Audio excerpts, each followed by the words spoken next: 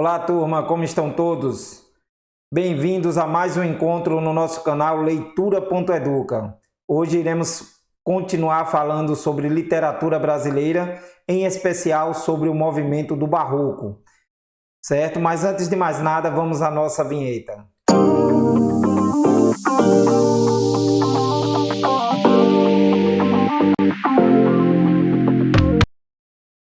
Ok, turma, se você chegou até aqui, peço mais uma vez que se inscreva no canal, torne o canal cada vez mais pertinente. Se possível, deixe o seu joinha naquele vídeo que você gostou e marca o sininho para ser avisado de novos vídeos, ok? Bom, turma, hoje vamos falar um pouco sobre o Barroco, esse movimento que sim é uma das primeiras, se não a primeira escola literária brasileira. Falamos anteriormente do quinhentismo e percebemos que o quinhentismo, o grande valor do quinhentismo é o seu valor histórico, é os seus documentos históricos que datam desse período em que os portugueses aqui chegaram e houve esse encontro com os índios, certo? Então nós vamos ter uma escola, naquele período do quinhentismo nós temos portugueses escrevendo para portugueses. Aqui, agora, no Barroco, nós vamos ter aquele momento em que o brasileiro vai escrever para brasileiro, certo? Nós já vamos ter aquela vinda de lá. Mas vamos para aquele nosso slide para darmos continuidade à nossa aula, ok? Bom, aí nós temos um pouco do que nós chamamos Barroco, certo? Essa primeira imagem que nós vamos analisar aí, Minas, a questão das obras do mestre Aleijadinho. Barroco, nós temos aí o início dele, seguindo essas datas, como nós já falamos antes, que são criadas para nos dar um norte no estudo da literatura. Nós vamos ter o início dele em 1601 e o término em 1768, isso no Brasil. Bom, o Barroco, ele vai ter início, o Barroco em si, na Itália. Ele vai se criar através das questões, das tensões entre o pensamento humanista, as ideias humanistas e a Contra-Reforma. Nós já vimos que nós vamos aí, o Barroco ele vai surgir num período em que a igreja começa a perder um certo poderio, nós vamos ter a chamada Reforma Protestante, nós vamos ter Martinho Lutero e a igreja entra ao encontro disso com a chamada Contra-Reforma. Então nós vamos ter esse conflito dentro do Barroco, certo? O Barroco vai ser essa reprodução do divino, ou seja, essa tentativa de reproduzir o que é religioso, para aquele poderio da Igreja Católica, tudo. Então, mas aí ao mesmo tempo nós vamos ter a chamada Contra-Reforma Protestante. Aí vai ter esse conflito. E em literatura, o importante de um contexto histórico é que o autor ele acaba, como é que se diz, imitando os pensamentos, os sentimentos do seu momento histórico. Inclusive Aristóteles vai nos dizer que o autor ele mimetiza em sua obra o contexto histórico, ou seja, mimetizar quer dizer, vem do grego que vem de mímese e quer dizer imitar. Certo? Então, seguindo essa tríade contexto, obra e autor, nós vamos ter essa grande relevância de se analisar um contexto histórico para poder conhecer e analisar aquele autor e o seu momento. Bom, aí nós temos o Barroco no Brasil, ele vai se iniciar com o poema épico Prosopopeia, de Bento Teixeira. Aqui nós vamos ter um rebuscamento, ou seja, Prosopopeia ela vai ter um poema épico, ou seja, aquele que descreve algo grandioso, alguma conquista. Ele escreve, como é que se diz? Escreve para um mandatário, certo? Então ele é um poema épico, um pouco dos Lusíadas. Inclusive alguns dizem que foi uma imitação dos Lusíadas, do nosso grande Camões, do português Camões, certo? Então ele vem mais, é uma obra mais que vem para dar esse início, ele trazer um pouco dessas características do Barroco para o Brasil. Essa é uma das primeiras obras que vão trazer um pouco dessas características. O término vem com a publicação de obras poéticas de Cláudio Manuel da Costa, certo? Aí daí nós vamos ter a entrada do outro movimento que é o arcadismo, perdão, que nós iremos falar em um outro momento. Arte da Contra-Reforma, né? Como nós já citamos antes. O período, o que vai estar fervilhando nesse momento é esses conflitos religiosos, que nós vamos ver, inclusive, dentro das obras dos principais autores. O brasileiro aprende fora. Então, como nós vimos no quentismo, nós tivemos o português que escrevia aqui suas cartas sobre relatos de como era a terra, como eram os gentios, e mandava para Portugal, português para Portugal. Quando aqui começa a ser povoado, quando nós começamos a ter as vilas e tudo, então o que é que acontece? Os que aqui já viviam, os filhos deles nascidos aqui no Brasil, que eram brasileiros, de famílias mais abastadas, eram mandados para a Europa, principalmente Portugal, para estudarem lá, fazer na maioria das vezes direito. Então eles iam para lá, aprendiam e traziam para cá. Então aí, quando nesse período do Barroco, nós já vamos ter brasileiros nascidos aqui no Brasil, autores nascidos aqui no Brasil que vão escrever uma literatura aqui no Brasil, certo? Então eles trazem, então esses brasileiros eles vão trazer de fora o que estava acontecendo por lá, na Europa, para tentar implantar aqui. Aí nós vamos ter uma produção literária brasileira a partir desse momento, certo? Nós vamos ter o chamado século de ouro em Minas Gerais, lembrando que na escultura e na arquitetura nós vamos ter a figura de Mestre Aleijadinho. Já como é que se diz, a literatura em si, a literatura nós vamos ter o Barroco como literatura, nós vamos ter o desenvolvimento dele mais em Salvador e com a figura emblemática como é que se diz, a figura emblemática de Gregório de Matos, que inclusive terá uma aula especial só para Gregório de Matos e Padre Antônio Vieira. Nós vamos falar em especial, certo? Bom, principais características. Uma linguagem dramática, nós vamos ter muito dramaticidade na questão do racionalismo, nós vamos ter essa busca, esse conflito, esses exageros, o rebuscamento em palavras muitas vezes, o jogo de figuras de linguagem, o jogo de palavras, nós vamos estar vendo isso com esse uso de figuras de linguagem e esse contrário, esse paradoxo entre religioso e profano, certo? Aí nós vamos ter o período do dualismo, do conflito, da confusão em que o autor vive e acaba levando para a sua obra. Aquela briga do que é certo, do que é errado, do que é pecado, do que não é, do que é crime, do que não é.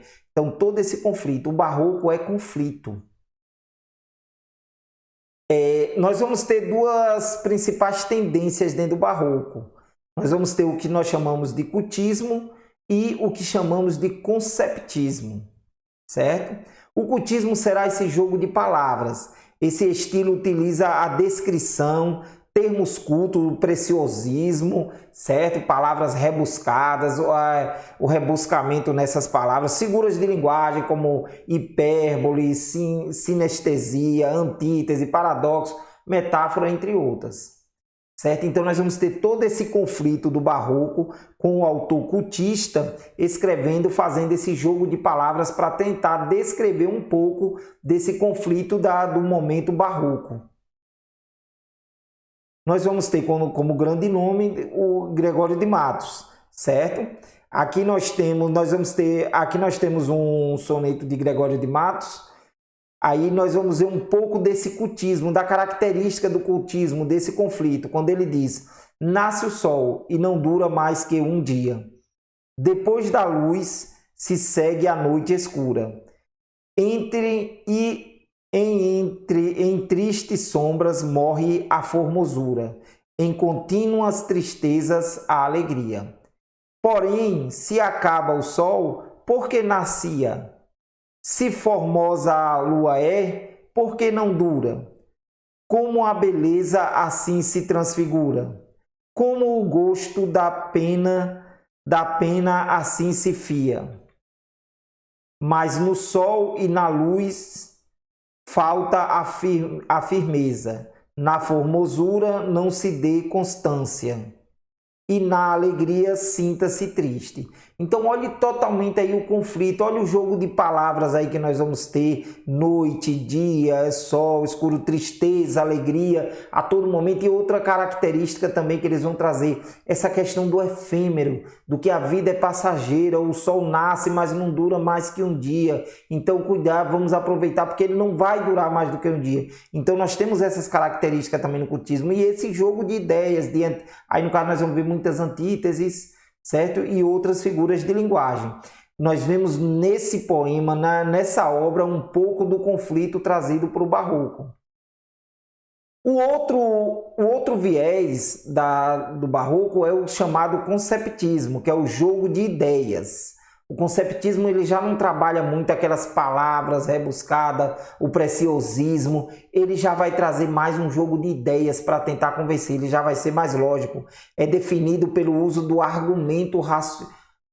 dos argumentos racionais, ou seja, do pensamento lógico, certo? Então agora o autor conceptista, que nós vamos ver no Padre Antônio Vieira, nós vamos ver que ele busca agora não apenas a questão da palavra, ele é do jogo de palavras, ele vai trabalhar com jogo de ideias, ele não vai se importar tanto com o jogo de palavras, e sim com a mensagem no contexto. Ele vai tentar lhe convencer através de argumentos que são jogados, esse jogo de argumentos, de ideias, para lhe convencer de algum assunto. Aqui nós temos um exemplo de uma obra conceptista, certo? De Padre Antônio Vieira, onde ele começa: para um homem se ver a si mesmo, são necessárias 3 coisas: olhos, espelho e luz. Se tem espelho e é cego, não se pode ver por falta de olhos. Se tem espelhos e olhos e é da noite, não se pode ver por falta de luz. Logo, a mister luz, a mister espelho e a mister olhos. Ou seja, quer dizer necessidade. A mister, nesse caso, quer dizer necessidade. Então, veja só. Ele começa nos dizendo que para a pessoa se ver, ela necessita de olhos, espelhos e luz. E depois ele traz argumentos abaixo para comprovar essa ideia que ele traz acima, de que a pessoa, para se ver, ela precisa de olhos, espelho e luz. Então, abaixo nós vamos ter um jogo de ideias para explicar essa definição que ele coloca em cima. Então, esse é um exemplo do conceptismo, certo? Nós vamos ter esse exemplo do conceptismo. Bom, como principais autores do barroco, nós vamos ter Bento Teixeira, mais por a questão de trazer o texto, de trazer a obra que inicia o barroco no Brasil. Gregório de Matos, que é denominado Boca do Inferno, vai ter sua poesia, sua obra dividida em poesia lírica, religiosa, erótica e satírica. Manuel Botelho de Oliveira, primeiro a publicar versos no estilo barroco. E o nosso Padre Antônio Vieira. Veja só, com relação ao Padre Antônio Vieira e Gregório de Matos, nós teremos uma aula em especial para tratarmos deles, certo? Porque são os grandes nomes mesmo do barroco.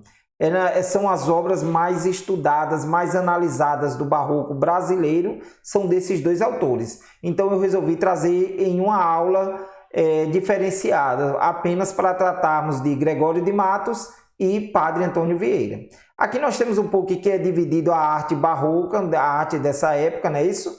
Nós temos a poesia, como representante temos Bento Teixeira, Gregório de Matos, a prosa doutrinária, que temos Ambrósio Fernandes Brandão, Diogo Gomes, a historiografia, que nós vamos ter Frei Vicente do Salvador, Frei Manuel Calado, a oratória, com o Padre Antônio Vieira, Eusébio de Matos, e a prosa de ficção, com Alexandre de Guzmán, certo? Então, gente, aqui nós vemos um pouco desse movimento do barroco, certo? Aqui nós vamos ter um pouco do barroco no Brasil. Vimos que o barroco ele é esse período de dualismo, esse período de conflito da alma, e todo esse conflito vai ser vai respingar nas obras desses autores desse período, certo? Nós vamos ter todo um jogo de ideias por conta dessa questão religiosa, desse conflito que era presente nesse momento. Bom, como eu disse a vocês, na nossa próxima aula nós vamos tratar em especial sobre Gregório de Matos, o nosso Boca do Inferno, e o Padre Antônio Vieira, dois dos principais autores do Barroco no Brasil, certo? Então, mais do que nunca, agradeço a todos que ficaram até aqui, que viram um pouco, como eu disse a vocês, aqui é um panorama rápido da coisa, só para relembrarmos algumas noções básicas, algumas características básicas das escolas literárias que compõem a literatura brasileira, ok? Então espero vocês na próxima aula, trabalharemos com Gregório de Matos e Padre Antônio Vieira. No mais, um abraço e até a próxima.